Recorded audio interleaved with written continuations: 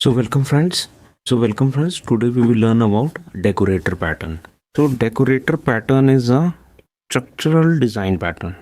How do we structure objects?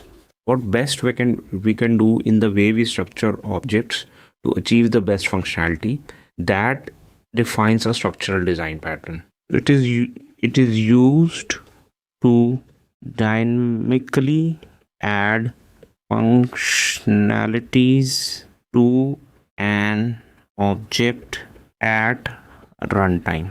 Okay, once you have created an object, its basic methods, its behaviors, whatever properties it has, whatever method it has, generally cannot be changed unless you create a new object. But if you want to change the behaviors and properties of the same object at runtime, what can you do? You can use this decorator pattern. Okay, so in decorator pattern, what we do is, so first of all, we have a interface which has, maybe you can say, a method, we can call it operation. So this is our component. These are just definitions, defining names that are given. Now we have a class implementing this interface. Okay, so obviously it will have to override the operation method. Okay, this is our core object. This is the object in which we want to add more and more functionalities at runtime. Okay, now we create an abstract class. We create an abstract class which holds a reference of this component. It has component. Okay, so this is the reference that is held here. Okay, this is an abstract class. We call it abstract class only. Okay, and now whatever more and more functionalities that we want to add to our core object, we add those functionalities in our implementation of this abstract class. Okay, so this is a class and we have an extra function. So we have this operation here as well. So this abstract class does two things. It holds the reference here and it also implements this interface here.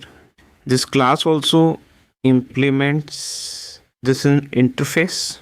So the abstract class is doing two things. It is holding a reference of the interface in itself, and it is also implementing the interface. And then these, we call them decorators. They extend this abstract class. Class A, we can have as many as we want. Class B, it will also have operation like this. It will have many classes. All of them will be extending the abstract class. So how this is implemented and how is it useful, let's see with the help of an example. So if you see the code, friends, this is the interface I was talking about. Okay, so we have a coffee interface. It has two methods, get description and it has get cost. Okay, so now the first object which our coffee shop is having is a simple coffee. Okay, so since simple coffee is a coffee, it will implement the coffee interface, and when it implements the coffee interface, it has to give the implementation for both the abstract methods. So it is, for get description, it is simply returning the coffee name, and for cost, it is returning the cost. Now suppose that you want such a functionality that a customer orders simple coffee. He takes a sip, but then he thinks the sugar is too less. So he comes back to you, please add some sugar to this. Now will you prepare a new cup of coffee for that customer? Or you will simply add sugar in the existing coffee?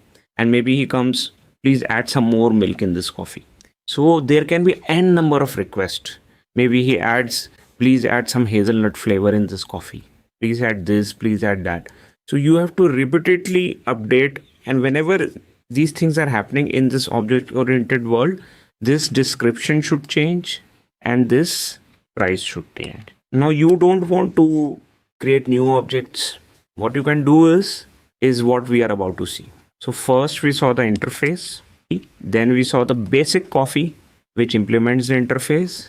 Then comes, now what Decorator does is, Decorator implements the coffee interface, and it also has a reference of coffee in itself.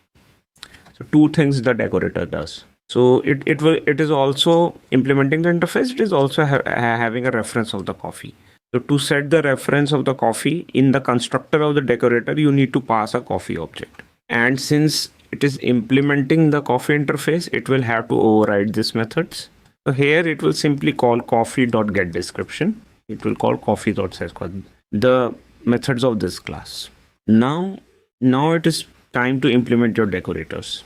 So for example, you want to add sugar to your coffee. So we will create a sugar decorator.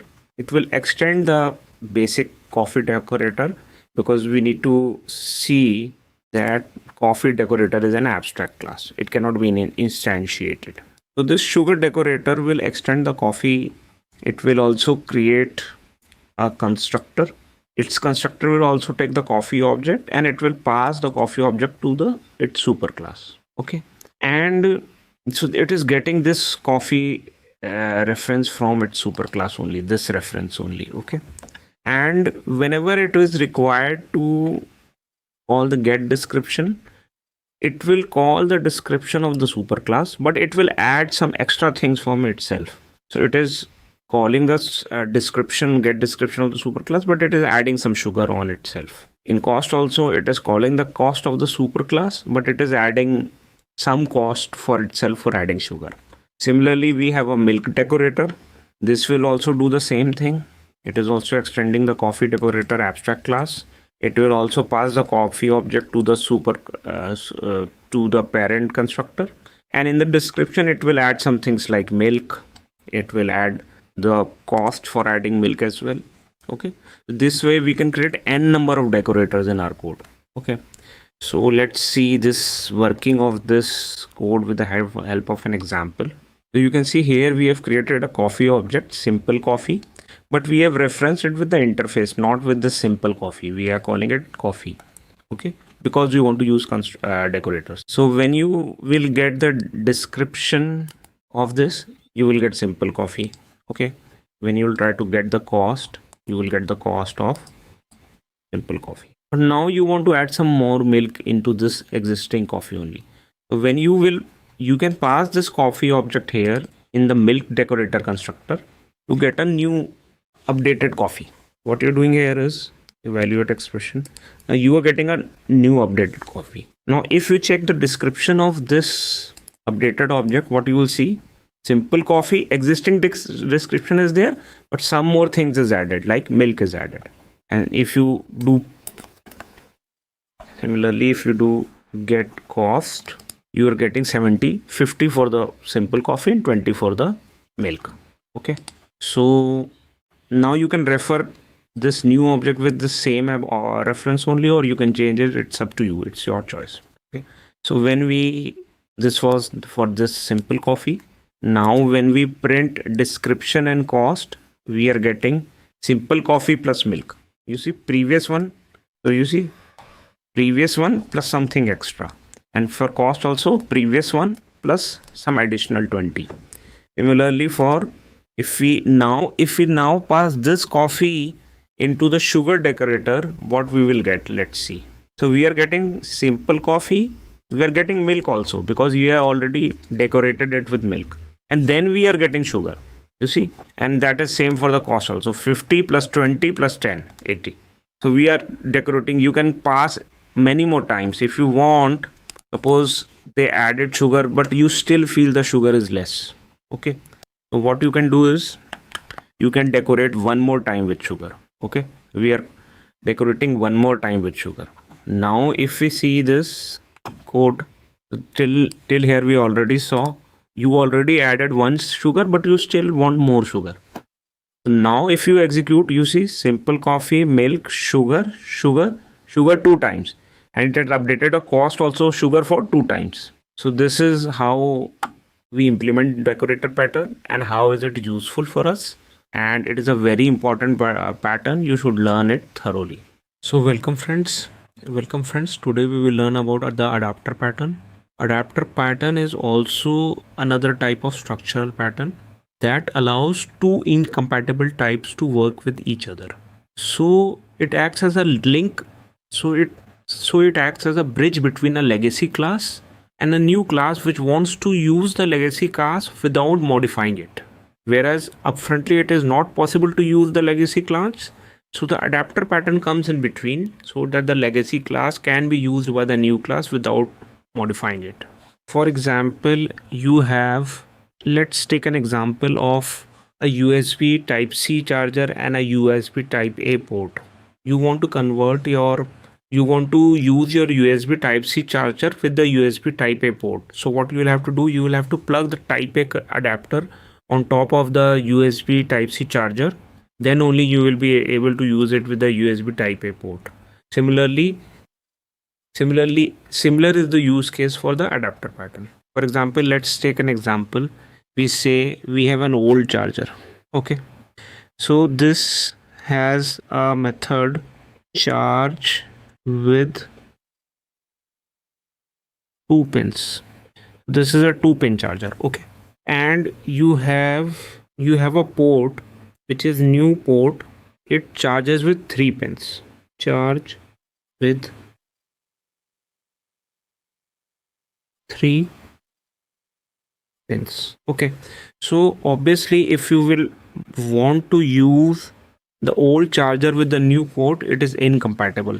So what you need to do, you need to build a charger adapter which will convert the output of the old charger to be able to be taken as an input for the new port, okay, which is 3-pin port. Okay, so there are two types in which you can implement adapter pattern. First is using inheritance and second is using composition. Okay, we will prefer composition over inheritance. We always prefer composition over inheritance. So here this is called adaptee, this is called the target, and this is the adapter in between.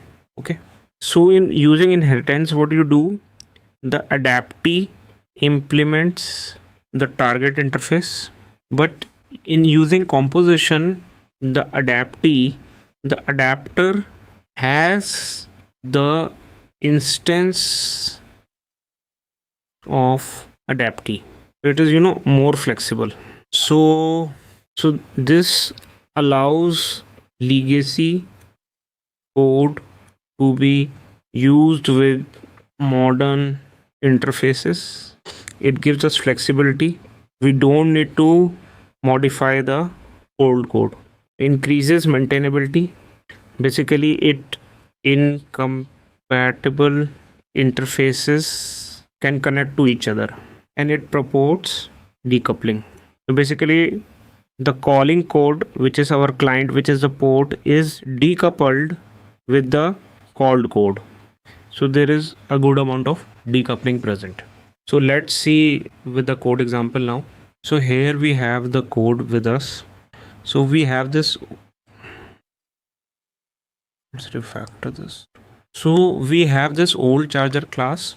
Now this old charger charges with 2 pins. Okay, and now our calling code is a new port.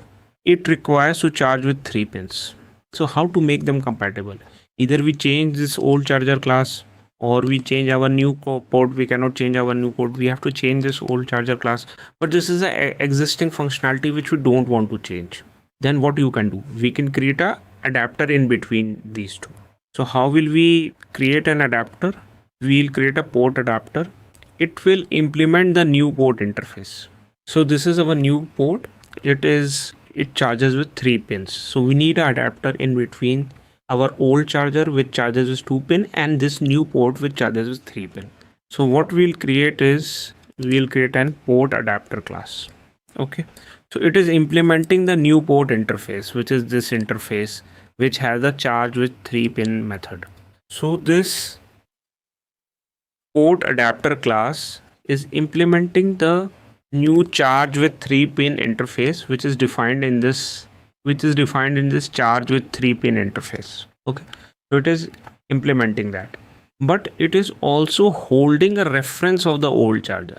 So it is, when we create this PortAdapter class, we have to pass an old charger to it, and then it can call the charge with 2-pin behavior of the old charger. Earlier the old charger was not directly compatible with the new port interface, but now let's see how it is used. So when we create the old charger object, we need to wrap it with the adapter interface, and we have our mobile class. It only uses the new port for charging. So if you want to charge the mobile, you have to use the new port, and then you can only charge with 3-pin. So how can we charge this mobile with this old charger which is charging with 2 pins? Because the mobile requires a new port, and this new port charges with 3 pins. So that is why what we will do is that we create an old charger object, but we wrap it using the adapter. And then when we create the mobile object, because this adapter implements the new port interface, it is able to be accepted in the mobile constructor. And when then this gets called, it will eventually call this adapter implementation of the old charger, which is charged with 2 pins. Earlier it will call the adapter implementation of this port adapter, and then eventually it will call the charge with 3-pin which is there in the new port, but eventually it will call the charge with 2-pin which is there in the old charger. So let's see how it is used. Let me place a debugger here. So if I run this, right now we are creating an old charger object, then we are wrapping with port adapter. Then when we pass it to the mobile constructor, and now when we call charge with mobile, it will go into charge with mobile. We can see here the charger object is a port adapter, and port adapter has a old charger inside itself. So when we call this charge with 3-pin, it will go inside this adapter charge with 3-pin, and eventually, because adapter has a reference for the old charger, it will call the charge with 2-pin method. So we can see that it is printed converting 3-pin to 2-pin. This has been printed, and now eventually the old 2-pin charging implementation of the old charger will get called. So this is how you make two incompatible types compatible with each other. Create an adapter, hold a reference of the incompatible type in the adapter, and implement the new requirement interface with the adapter.